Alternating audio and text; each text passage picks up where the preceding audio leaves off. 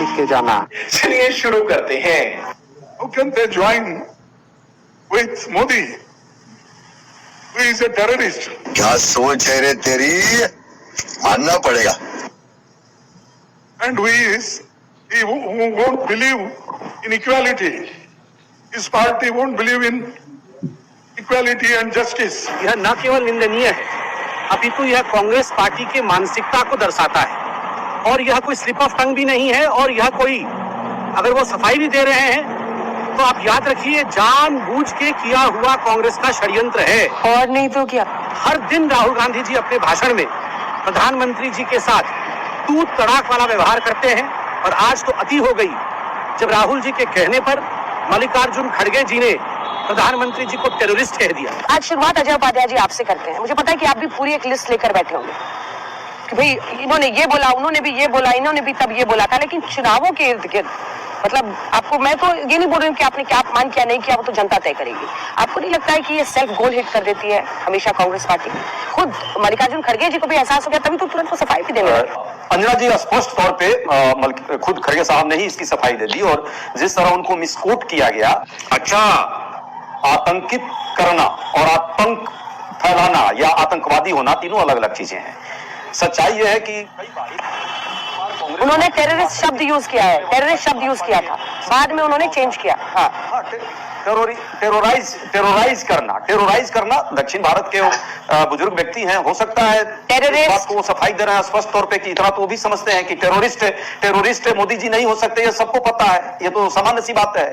टेरोराइज करना ये वर्ड जो है ये भाषा शैली की बात है और भाषा शैली मुझे लगता है हिंदी की तो बहुत अच्छी भाषा शैली भाजपा के लोगों की है, तो उन्हें भी ये बात का संज्ञान होगा कि आतंकित करना एक वर्ड है और जब किसी को मानसिक तौर पे, शारीरिक तौर पे, आर्थिक तौर पे जिस तरह से यदि परेशान कर रहे हैं, अभी चुनाव के वक्त जिस तरह का बंगाल में माहौल आप बना रहे हैं, देश के अन्य भागों में संस्थाओं को कैप्चर करके जिस तरह से चाहते हैं कि उसके माध्यम से डेमोक्रेसी को टेरराइज करना, तो ये शब्द मुझे लगता है कहीं से भी कोई दिक्कत नहीं है कुछ भी। और भाजपा तो एक बार नहीं सैकड़ों बार कांग्रेस को कहती है टेरराइज किया कांग्रेस। अजय उपाध्याय जी, एक बात तय है कि उन्होंने टेररिस्ट शब्द ही यूज किया था, बाद में वो समझाने लगे कि कैसे मतलब आतंकी शब्द का मैंने इस्तेमाल नहीं किया, वो कह रहे मैंने आतंकी नहीं बोला है। लेकिन एक बार सुना देते हैं अपने दर्शकों को, क्योंकि आपने अभी कहा कि मिसकोट किया जा रहा है, मिसकोट नहीं किया जा रहा है। How can they join with Modi, who is a terrorist? Who is a terrorist? कैसे कैसे लोग रहते हैं यार। उन्होंने साफ टेररिस्ट वर्ड का इस्तेमाल किया, हालांकि बाद में वो इससे पलट गया। उन्होंने कहा कि मैंने आतंकी उनको नहीं कहा है, आतंकी नहीं। लेकिन गौरव भाटिया जी, अब कांग्रेस पार्टी का ये पक्ष है कि आपके पास असल मुद्दे हैं नहीं, तो चुनाव के इर्द गिर्द अगर कोई भी पीएम पर डायरेक्ट हमला करता है तो आप लोग उसको देश का सबसे बड़ा मुद्दा बना देते हैं। जवाब दीजिए। देखिए अंजना जी, मैं तो कहूंगा आज विपक्ष को समझना चाहिए और अर्ज किया है, न मैं गिरा न मेरी उम्मीदों के मीनार गिरे, लेकिन मोदी जी को गिराने में खड़गे जी 100 बार गिरे। और क्यों कह रहा हूं, मुद्दे किसके पास नहीं है? ये तो विपक्ष के पास मुद्दे नहीं है।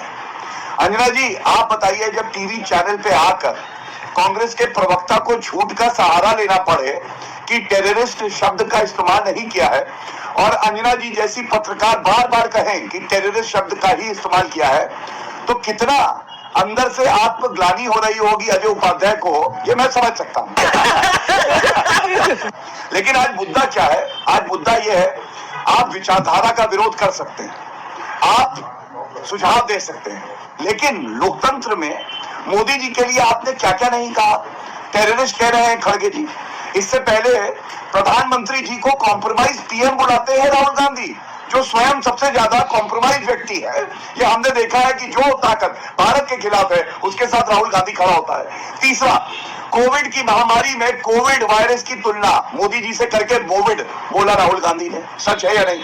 चौथा, आप याद करिए, ऑपरेशन सिंदूर से पहले एक मैं तस्वीर दिखाता हूं, प्रधानमंत्री जी का ये शरीर तो दिखाई दे रहा है लेकिन सर तन से जुदा है। और मालूम है, जब पूरे देश में हाहाकार मच गया, प्रदर्शन हुए, सबको लगा कि कितनी घटिया पार्टी। नमस्कार दोस्तों, मैं सुनील और आप देख रहे हैं क्विक रिएक्शंस में आप सबका एक बार फिर से स्वागत है। आज का वीडियो होगा मल्लिकार्जुन खड़गे जो कि है कांग्रेस पार्टी के प्रेसिडेंट, मोदी जी को टेररिस्ट बता दिया है। इसी हवाले से वीडियो होने वाला है। बीजेपी हावी हो चुका है कांग्रेस पे और राहुल गांधी पे। यही हवाले से वीडियो होने वाला है। आप सब लोग को मज़ा आएगा वीडियो देखने में। प्लीज़ पूरा वीडियो देखिए और मज़ा लीजिए कैसे गौरव भाटिया कांग्रेस प्रवक्ता का बैट बजाता है। चैनल पर पहली बार आया तो सब्सक्राइब जरूर कीजिए। वीडियो के अंत पे मिलते हैं। चलिए वीडियो देखते हैं। है कांग्रेस, तब ये ट्वीट बिना माफी मांगे डिलीट कर दिया गया। मैं एक बात कहूंगा, खड़गे जी आज कह रहे थे कि दक्षिण भारत से आते हिंदी कमजोर है। अभी 7 अप्रैल की बात है, खड़गे जी ने क्या बयान दिया था सुनिएगा। उन्होंने कहा था, मुसलमान ज्यादा थे उस क्षेत्र में, उन्होंने कहा कुरान में लिखा है कि अगर सांप को देखो तो कुरान पढ़ना छोड़ दो और सांप को मार दो। और उन्होंने कहा इसी तरह से सांप आरएसएस और बीजेपी के कार्यकर्ता है। मैं पूछना चाहता हूं ये किस तरह का उदाहरण है? क्या हिंसा को बढ़ावा नहीं दे रहे? और पावन पवित्र कुरान में कहा लिखा है कि आप सांप को मारेंगे कुरान पढ़ना छोड़ के? दूसरी बात देखिए, आज हमें एक बात समझनी होगी कि चरित्र में फर्क क्या है। आप याद करिए, सोनिया गांधी जी का स्वास्थ्य ठीक नहीं था। नरेंद्र मोदी जी ने उनका कुशल क्षेम लिया और कहा मैं उम्मीद करता हूं आप जल्दी स्वस्थ होंगे। इसके अलावा खड़गे जी स्वस्थ नहीं थे, उन्होंने एक बात कही, आप जल्दी स्वस्थ हो क्योंकि हम चाहते हैं भारत का लोकतंत्र मजबूत रहे। लेकिन ये विपक्ष की मति मारी गई है। इनके चरित्र को क्या हो गया है कि ये देश के प्रधानमंत्री को गाली देते हैं। चुनाव है, चुनाव में मुद्दे उठाइए, पश्चिम बंगाल में उठाइए, तमिलनाडु में उठाइए, आप केरल में उठाइए, असम में उठाइए, लेकिन केवल मोदी जी को गाली देंगे, बार बार देंगे और उसके बाद जनता इनको हर चुनाव हराएगी, तब भी ये सीखते नहीं है। अंजना जी, ये दुर्भाग्य की बात है। हमारे यहाँ ऐसा ही होता है। गौरव भाई ने तो बड़ी लंबी लंबी बातें की, अच्छा बात किया। जो नफरत का आग लगा रहे हैं वही शांति का पाठ बढ़ा रहे हैं। कौन नहीं जानता कि इस पूरे राजनीतिक चरित्र को किस तरह से, हमारी जो राजनीतिक संस्कृति थी उसको किस तरह नीचे करने का काम, हिंसा फैलाने का काम, लोगों के बीच नफरत पैदा करने का काम, अभी भी उत्तर और दक्षिण को बांटने का काम अभी इस 3 दिन 4 दिन पहले आपने किया। विचारधारा की बात करते हैं, सबको पता है हम गांधी वाले हैं, हम तो मोहब्बत और प्रेम वाले हैं। कैसा लगा मेरा मजाक? आप क्या कर रहे हैं सावरकर वाले विचारधारा के साथ, किसको नहीं पता है। हिंदुत्व के विचारधारा पर भी जिस तरह से आप लगातार हिंदुइज्म को ऊपर नीचे करने का काम करते रहे, नफरत फैलाना आपके डीएनए में है, तो इस पर आप मत जाइए। ये सब बात बेकार है, बेकार की बातें मत कीजिए। और गांधी परिवार के लिए रोज गाली दे दे करके गालियों की लिस्ट हम लोग बनाए तो लगता है कि लगभग 1-2 महीना आपको चलाना पड़ जाएगा। जो हालत है आए दिन, खुद प्रधानमंत्री जी ने सोनिया गांधी जी के लिए क्या क्या बात बोले हैं तो कहने की जरूरत नहीं है। मैं तो चैनल पर बोल भी नहीं सकता अपने नेता के बारे में। बाकी नेताओं के लिए भी आए दिन वो क्या बोलते हैं, पर आज कंपटीशन उसका नहीं है। यदि खड़गे साहब ने कुछ बात रखी, उन्होंने स्पष्ट कर दिया कि मेरा कोई ऐसा उद्देश्य शब्दों का हेराफेरी मिसकूट हो सकता है, शब्द उस नहीं है। चल झूठा। सवाल है कि भारतीय जनता पार्टी के साथ बड़ी समस्याएं हैं। मैं देखिए, जो प्रधानमंत्री जी के लिए बोला गया है, इस शब्द का मैं कतई इंडोर्स नहीं करता, पहले मैं क्लियर कर दूं, क्योंकि हम समाजवादी लोग कभी ऐसे शब्दों को इंडोर्स नहीं करते, ना ऐसे शब्दों की के हम पक्ष में खड़े होते हैं जो संवैधानिक बैठे हुए व्यक्ति के बारे में बोला जाए। कोई भी तीखे अल्फाज जो होते हैं अक्सर दरारें डालते हैं। तीखे अल्फाज हमेशा दरारें डालते हैं, मीठी जुबानी मोहब्बत को जोड़ती है। तो हम लोग तो मीठी जुबान वाले लोग हैं। दूसरी बात, लेकिन भारतीय जनता पार्टी को भी समझना चाहिए, भारतीय जनता पार्टी को भी सम्मान देना चाहिए। उनकी भाषाएं देख लीजिए। अभी मैं एक टीवी डिबेट पे था तो कांग्रेस के लिए कहने लग गए गद्दार पार्टी है, गद्दार है, घटिया है। अरे भाई, उन्होंने गलती की है तो आप क्यों उनकी गलती पे चलना चाहते हो?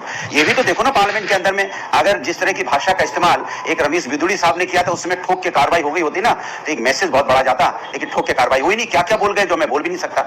हमारे देश की बहादुर सैनिक के बारे में, बहादुर सैनिक से तो बड़ा कोई नहीं, उस बहन बेटी के बारे में आतंकवादी की बहन बोल गए। सोचो आप, ठोक के कार्रवाई करनी चाहिए थी।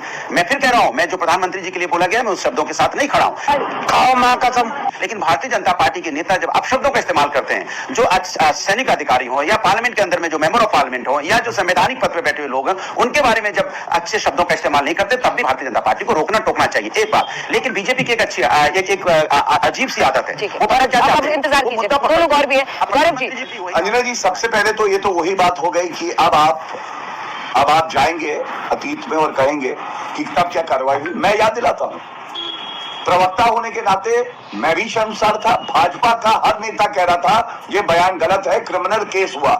और आप एक वरिष्ठ नेता बताइए, एक जो बाहर निकल के आया जिसने कहा ये ठीक बात है। कर्नल सोफिया कुरैशी हमारा गुमान है, हमारी बहन है। जो कहा गया गलत कहा गया, नो इफ नो बट, जो गलत है वो गलत है। लेकिन सपा के प्रवक्ता कैसे लगा आप सब लोग का ये वाला वीडियो? अच्छा लगा हो तो प्लीज़ लाइक शेयर और सब्सक्राइब कीजिए। मिलते हैं अगले वाले वीडियो पे। जय श्री राम।